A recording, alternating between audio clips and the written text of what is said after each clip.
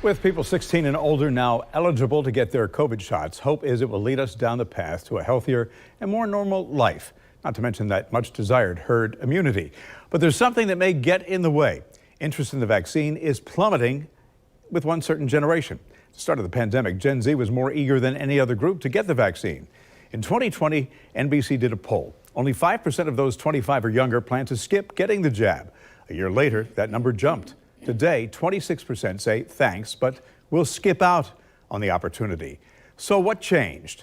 Joining me on the morning show is Todd Furniss, a healthcare insider and author of the book, The 60% Solution, Rethinking Healthcare. Good morning.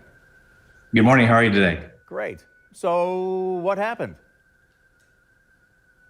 Well, I think that there are a couple of things that are going on. One is I think there are a lot of questions that have been raised about the vaccine. Not that they should have been, but I think they're legitimate questions. And I think generally young people feel largely invincible to healthcare concerns, and they shouldn't feel that way. They ought to be concerned about their own health and the health of others. But I think the third thing would be we've got to figure out a way how to talk to Gen Zers. We've got to figure out how to target messages towards that demographic, and I don't think we've done a very good job of that thus far. Yeah, you mentioned it is fairly normal for younger people to feel invincible. So if Gen Z skips the shots, how do you convince them, number one, that it could have a long-term effect on them, and number two, it may have a far-reaching effect?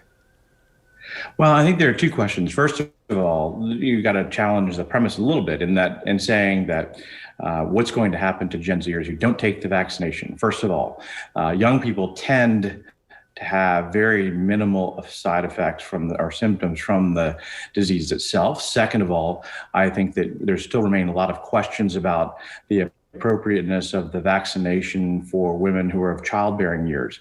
We don't know, because the vaccine is so recent, what, if any, implications it has for pregnancy or for a fetus. So we have to think through those issues.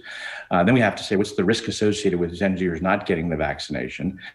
How many people will that affect? Having said all that, if we want to convince Gen Zers to do so, then usually I think you have to tie it to a mission. You have to say, this is why it's important, and have them play a role in pursuing the mission. And the mission is the social good. And they have to feel a part of that and want to participate in it in order to feel a part of a community. I think you can't just simply say, you have to do this, because that kind of a forceful initiative will likely fall on deaf ears.